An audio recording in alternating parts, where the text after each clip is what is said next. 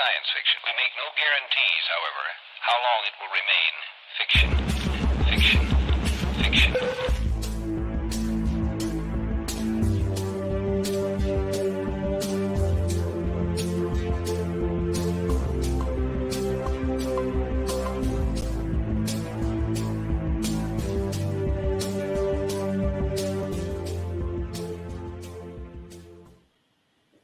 Voidful salutations, everyone.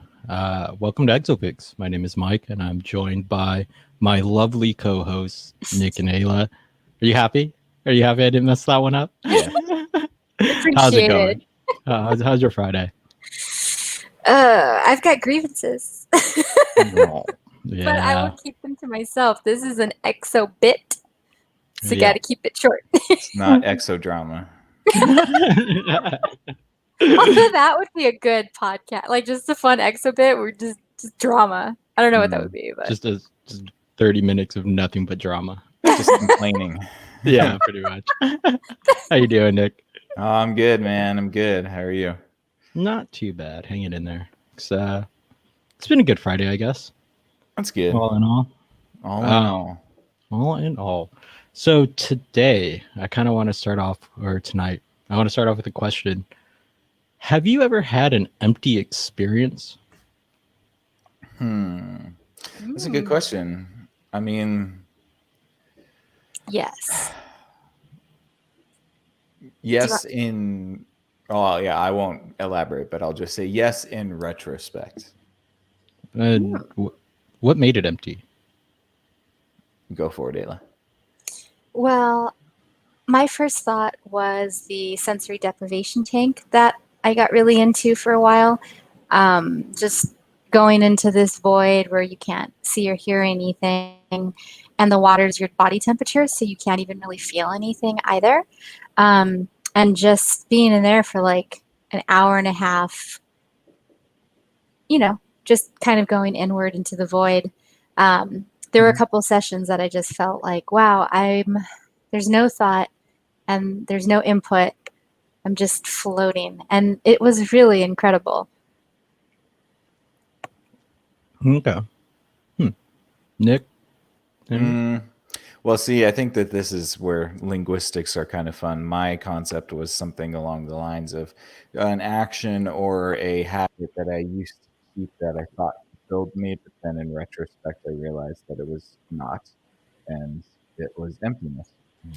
Didn't serve to fill the need that I may have thought or associated it with. Interesting. Okay. So a couple different connotations of emptiness or thoughts about it. Mm-hmm. Yeah, What repeat the if I were question. to tell you? What if I was to tell you that every experience is empty? Sounds like a gotcha moment, sir. Gasp. And this question of emptiness or voidness has been around for a long time, like hundreds, probably thousands of years. What if I was to show you any event, any phenomenon, so the deprivation tank, or something that used to be fulfilling and no longer fulfilling, and say that those moments or those events themselves originally start out with no meaning, and you apply the meaning, that there are two realities happening at once. So there's the objective reality of being in the sensory deprivation tank or doing something that is fulfilling or just doing a thing. And then there's the subjective, the piece you get from the void in the tank or the fulfillment from the event that you're doing. But in reality, it's still empty. Would you agree? I mean, yes and no. Why? We'll go for it, Ayla. Oh, well, I was just going to say I'm a big fan of duality. And I think that, you can't have like a thesis without an antithesis. That's a big crux of like Hegelian dialectics, which I like. So I would agree with that in the sense that there's both this thing happening, like an event, a series of events, and then there's this me who's seen through it and making it something else. Mm-hmm. No. Yeah. Well, and I would say yes and no. Pardon me. Ultimately, because I think that if we're describing something as empty, then it's already been filled with a concept, and so perhaps this is just a linguistic sort of thing. But I believe that emptiness. Yes, there is a concept of emptiness, but certainly there's no concept that humans can apply to understand emptiness fully, I think, because any attempt to understand the emptiness is kind of giving it some sort of substance. Yeah, you're trying to apply some meaning to something that in reality has none. Right. Yeah, I along that mindset, I tend to disagree. I think we can grasp this empty feeling, this objective reality of sorts, like just the raw data that comes from any event, and the way that we process that raw data becomes our reality. And through growing up in whatever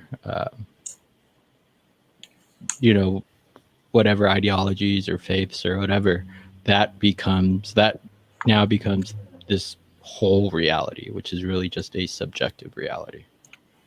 That, and I think, well, Buddhists tend to think that this emptiness, once found, can actually be the path towards liberation. Because now, as you divide the objective from the subjective, you can go, oh, why did I react to this situation in this way? You're taking a third person sort of view from or at the situation, looking at it without the attached emotions that generate the reality. Yeah, I mean, I definitely understand the concept, and I think that there's something to it. And just before we get any deeper, I mean, technically our universe is only 5% matter, so it is mostly emptiness. But there's a little bit of wordplay going on when they speak about the word emptiness, and I think that that's why I have a hard time with wrestling with the concept, only because I don't know if the concept of Buddhist emptiness is the same as just the literal meaning of it. It would be different. There's definitely some work that has to be done by Westerners to get out of like what we know as emptiness and kind of get more into like the Eastern philosophy of emptiness. Even like they have ideas that like nothingness is form and form is nothing. Like these sort of paradoxical ideas that center around this notion of emptiness that in Western societies we really don't have. And so I think our brain, it is a linguistic thing, but it is in the Buddhist sense, it's a way to perceive reality. And I find that to be so helpful for day-to-day life. Like just when little things annoy you, to be able to take that objective point of view and be like, why am I getting annoyed at these things? I love asking myself that question. Such a good question. And like, why are these particular people able to push buttons while others are not? What phenomenon is happening here? Yeah, it's interesting too because it reminds me of this concept. Okay, so I'll just a brief anecdote for those people out there. I was in some sort of I don't want to call it a cult necessarily, but it was kind of like a brainwashing seminar. And it was but there was this concept in it that was very striking to me, and it was this concept that like when people used to hunt like primates, what they would do is they would have like a little jar or something like that and put fruit inside of it. So when that primate, and then they tied the jar to something. So when the primate, dug their hand inside the jar for the fruit, it would be caught, and the monkey wouldn't realize that all it had to do was let go of the fruit in order to be free, and they would be able to just scoop up these monkeys. But this is a bad sort of analogy, but I think it is kind of an understanding of the concept of letting go, and the things that we hold on to sometimes tend to be our prisons. Yes, like that attachment like your attachment to all things really is a source for suffering. And through this emptiness, understanding that you can not return to nothing, like it's not something that promotes nihilism. It's supposed to promote the middle path where you're, not too naive, where you believe everything, but you're not too skeptical like the nihilist. You're somewhere like um, yeah, right dab in the middle. Yeah, I think there's something about that for sure. I mean, like, and I've read the Dhammapada and a lot of the Buddha teachings and this concept of nothingness. It's almost as if nothingness in their, to me, I've always thought of it as potential and not necessarily absolute nothingness, but like potential energy. And this concept that if you can get to this state of zero, which is kind of the Zen take of it, which is like the zero energy where everything is neutral, then you get to actually decide where to push your intentions instead of the other way around, how actions usually drive our perception. Yes. With enough meditation on this, you can start to affect subjective realities from one objective reality. If you're able to kind of see how, like, look through a prism of perspective and see how certain things are going to affect people. And you can build this through meditation over this emptiness. And this emptiness also comes with a non-self. So a non-permanent soul. There's no like grounding essence that drives us forward. We are always changing and either growing or contracting. But through emptiness, you can find something that escapes that. You can find this sort of permanence, and that's the Buddha, the path of the Buddha. Like finding that sort of. And I wonder why. I wonder if the possibility for rejecting of anything and kind of the embracing of nothing isn't to facilitate the ego death. I think that is probably a good tool in which to bring about the realization that the ego isn't the only thing that exists, that there's something else out there. Yeah, that in nightly ego deaths like that, I think that should be the goal through this sort of meditation, because your ego is something that always rises, it always comes back. And if you want to try to temper it, then it requires daily maintenance. I really like the idea of one aspiring to have a daily ego death, but also just to think about that for a minute in relation to emptiness.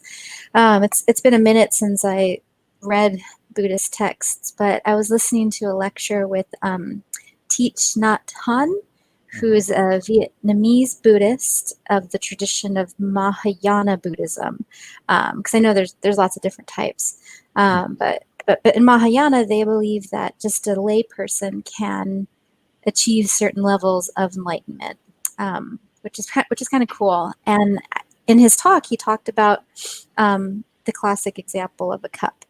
And he's like, if you were to say the cup's empty and that's emptiness, well, there's still the cup and there's the air inside of it and all the elements that came before that cup and that will come in the future. And it was a really beautiful talk because he just described emptiness as a vehicle by which to understand our connectedness to everything. And I thought that was really beautiful. And I'm on the tail end of this documentary that I have been raving about, which is My Octopus Teacher, which came out last month. Have you seen it, Mike? No. Oh my God. It's a cinematographer, went through some shit. He doesn't go into it, but he's burnt out and he, was just all into work. And he realized that things weren't working. And so he goes back to a childhood hobby of freediving.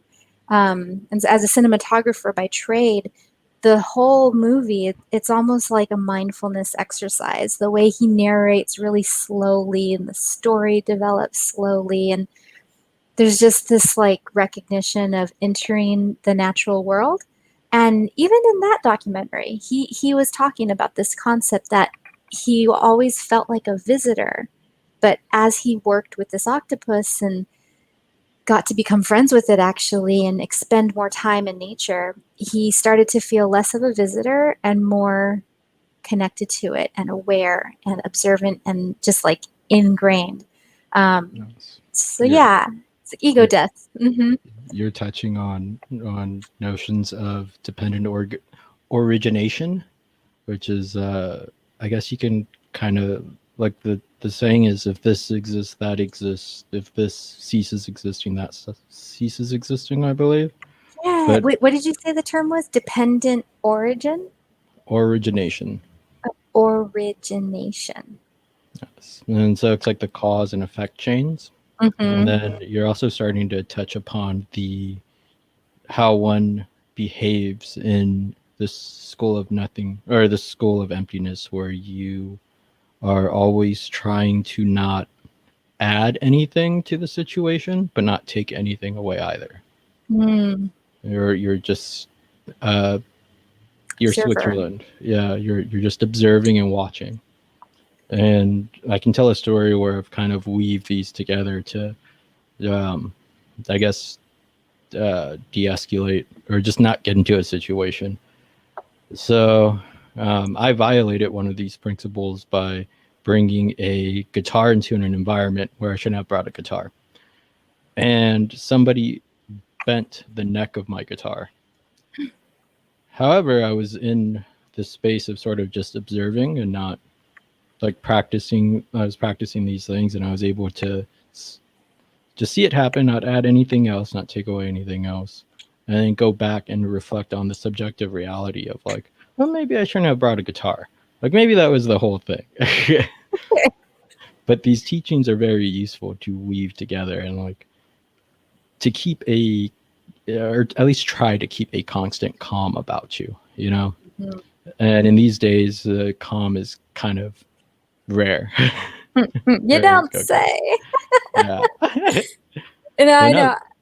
Well, I was just gonna say like that. That's a great example with the guitar. I feel like in my younger days, I had more issues at work, and I don't even really think that that was a me thing. I think I just like those work settings were really difficult, and there's so many moments when there's like an altercation where like maybe I did something wrong or some ball got dropped or whatever, and you're just listening to your boss yell at you and they're just going off. And so at first you're like, oh my God.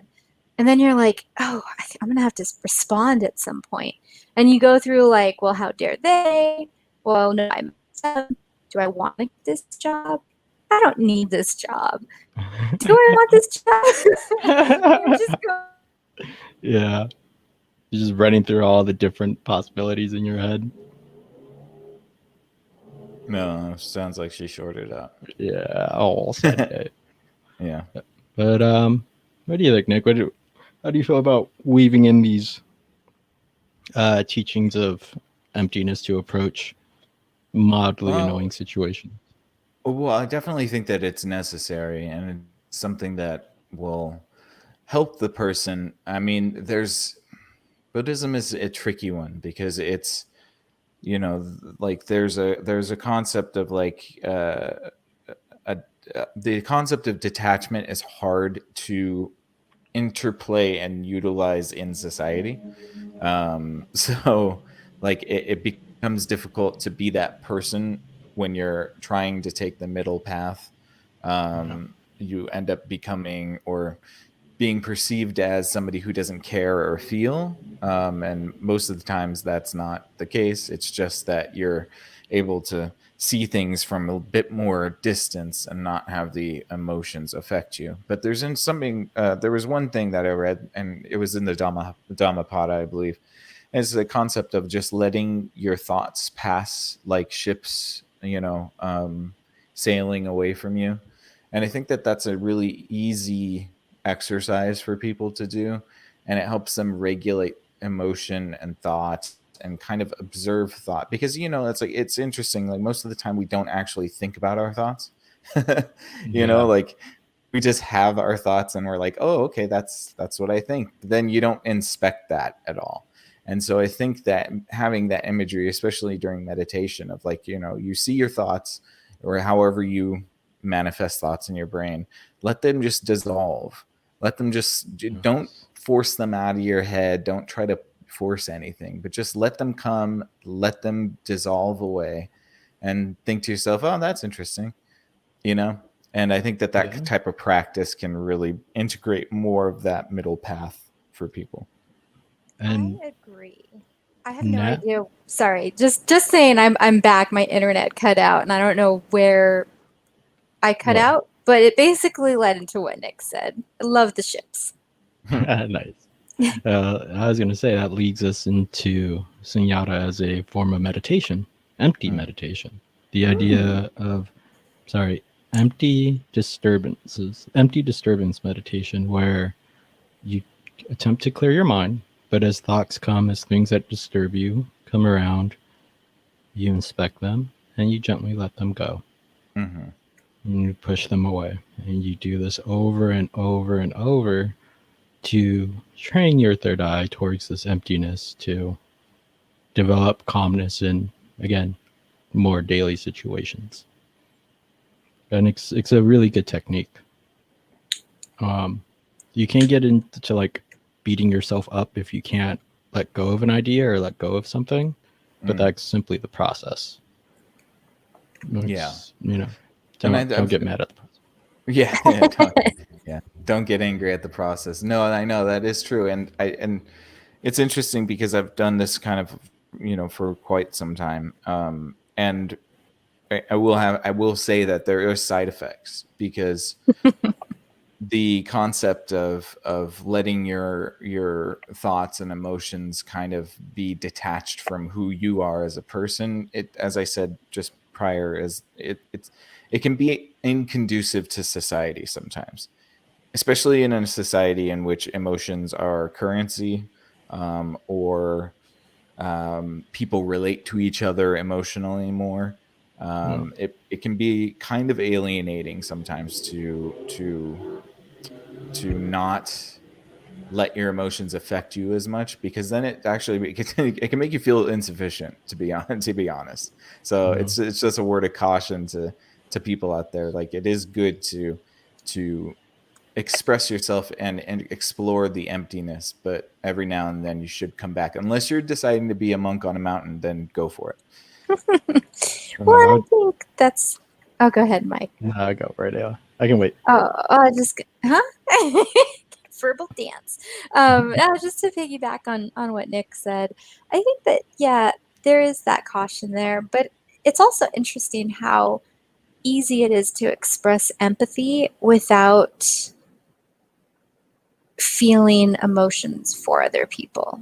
And I think that's something that I've really been learning a lot over the past couple of years is, if someone tells you some tragic, awful story, it's very easy to, want to feel that with them. But if that's happening like multiple times a day from outlets and on a grand scale, individual scale or whatnot, like, it's important to kind of find your center and recognize that you don't necessarily have to feel everything in order to express empathy and offer support. And in fact, it's often better that you don't go there. If someone's grieving, you just let them listen. And I've heard it described as they're in a dark room and your job isn't to like pull them out of the room. It's just to go in the room with them and sit with them and offer your presence.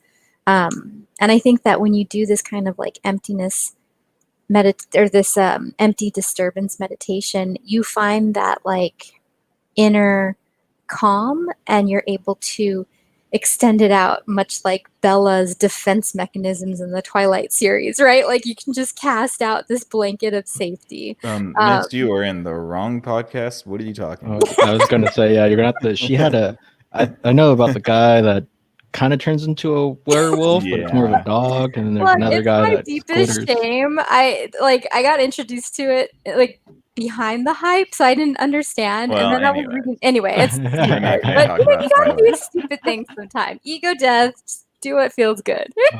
I would say that, like, Nick, you're right, where it can be taken almost as like Buddhism and Stoicism, and a blend of the two. Like, if you're feeling real fancy or real festive, you can blend it all.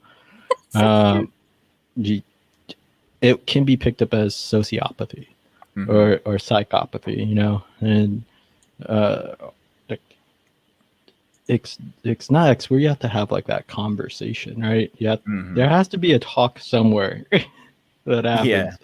But it is good to express emotions. But once you get into the state of doing this on a daily basis, I can tell you it gets really hard to express emotions in a relatable way because it's been so long since you have around anybody.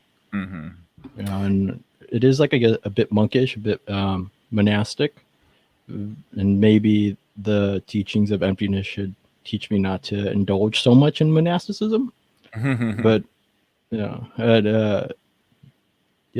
can be seen as a sociopath, but it is good to have that center, as Ayla was saying, and not like, as long as your ship can handle the waves and it doesn't flip over or doesn't become a submarine of some sort, I think you're doing well with these teachings. Right. And you don't scuttle other people's boats. Yeah. Yeah. No, I definitely agree. I think it's a good toolkit item. I really do. I think it's something that perhaps, is inconducive to normal society, but it's great for emotional regulation and even for problem solving and listening to other people's advice. Because I know if I'd put on like a third party perspective about somebody else's issues, like, it's so easy to diagnose. And now it's a matter of whether the person wants to hear the things that you might have to say or not. But I think that it is this concept of emptiness and this concept of getting to that, like we've talked about in our this is my one time per episode, in our CIA files, where it kind of reminds me of what they had this metaphor about the universe, where all of the activity in the universe is like the top layer of the ocean with the storms and the churning and the waves. And then the rest of the 95% of the universe is like the deep Marianas Trench, where there's barely anything else going on. And that's where I kind of link the concept of emptiness to potential kinetic energy, or not maybe just kinetic energy, but energy in general. Because I think that's that kind of sort of like entropy, sort of chaos potential zone. So I think that emptiness is emptiness, but it's also the venue in which pure creation comes. Yep. I would agree like that. Those voids, once you get down there, you can definitely pull out different models of yourself. So you can almost treat yourself as like a walking art project or something. Like, you can rebuild yourself in a lot of ways, and it does come from that emptiness. It does. Yeah. Yeah. Well, and I like the idea of, I don't know if it was just now or earlier when you mentioned it, but that idea of like limitless potentiality. So I've been listening to the Headspace app a lot during the day. If I get to because if I get like 50 emails and I already had 50 things I was supposed to do, and I'm like a little overwhelmed because it's all urgent. And there's like different timelines and stuff. It can be really like, and you get that monkey mind and like the heart. And so I would do these meditations, and some of them were like 3 minutes or 5 minutes. But if you can get into that moment of stillness, it feels like a really nice vacation, because once you reach that void, even if it was just a minute, it's like tipping your toe in there and you're like, oh, I can like start fresh. I can be here, Yeah, the other term for void or emptiness is flow. Flow. So the flow state that everybody talks about is the same state as the empty mind. It's Yeah, the you're same right. state. It's just not. It's just looked at as from two different angles. So, the flow state would be being able to access the empty mind and then perform a task or some sort of thing.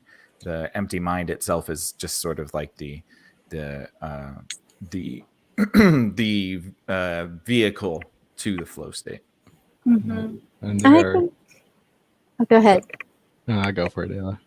Just quick, I was thinking mindfulness is also a vehicle into that flow state because it brings you so into the present that when you're really abundantly aware of like every second, but you're like just kind of existing and answering emails or whatnot, yeah, it doesn't like 2 hours could go by in a blink of a second. So yeah, definite flow state vibes. I I think that mindfulness is good when flowing with humans, like through any form of communication. Whereas the empty mind state is really good for working on things that you have a wisdom based intuition system developed for, where like you can shut off your brain and you have everything down to an automaton level, so you don't have to think. And like those, for me, it got really deep. Like at one point, I think I forgot I was a human. Like I was working and then I went to the bathroom and I scared myself because I looked in the mirror and I was like, oh God, I have a face. My mind I was love it. so it was just deep in that one problem. Mm. But no, I think the mindfulness is definitely good with people because if you have an empty mind, then you don't talk, and then everyone looks at you really strangely because there's nothing happening upstairs. That's true. That is true. Well, and to Yeah. clarify, I said mindfulness can be a vehicle into that nothingness. So it's like a gateway mind experiment. There's But I think And it's you're not true. alone. Oh. Yeah. Anyways, what, Ayla? I was just gonna say you're not alone about your face being weird. After the sensory deprivation tanks, I would come out and I'd see my face and I would just look at myself for a minute and just like stare into my eyes, like, who's in there? What's that? Like it's weird when you come out of there. It's really weird. You can imagine. What are you saying, Nick? I was gonna remember it. Oh I don't no. know. Sunyata strikes again. Last chance. No, I think. Yeah, no, I got it. Just give me a second. No worries. No, I think we were talking about what the concept of mindfulness and that flow state. Oh, I was gonna say, nah, you know what? I lost it. Sorry. Nah, you're fine, man. I was trying to Well- hold on to it, but it wasn't going. It was gone. I think I want to wrap this up for now. I think this is good. I think more we have to get into like the Buddhist and Hindu schools and how they take this on. But I think this is a good exo bit. I'm happy. Yeah, definitely. That was great. Well, Mike. yeah. Thank you, Mike. And it was an awesome conversation as always. thank We you. hope that you guys really enjoyed this conversation as well. If you did, leave us a comment. What do you think? If you have any feedback, if you have any questions for us, we are happy to respond to those. Please feel free to follow us on all the socials at Exofathom. We're on YouTube, we're on Facebook, we're on Instagram. I'm trying to get us on Spotify at some point too. But then you can also check us out on thinkering.space, where you can catch the rest of the podcasts, the Thinkering Report, the Plank with Joe, and If Numbers Can Talk. Go over there and give us some feedback and enjoy. And thank you so much, you guys. Thank you, Mike, for hosting this conversation. Thank you, Ayla, for joining us. And did anybody got anything else before we sign off? Well, thank you for listening, and Yeah. thanks for letting me host. Oh, definitely. Ayla? Yeah. Oh, just thanks for stepping into the exophathoms with us, guys. Mm-hmm. Cool. Yeah, That was well, fancy. and you stay out there, Cognonauts, and we'll catch you on the next Exofathom. Good night. Peace. Later.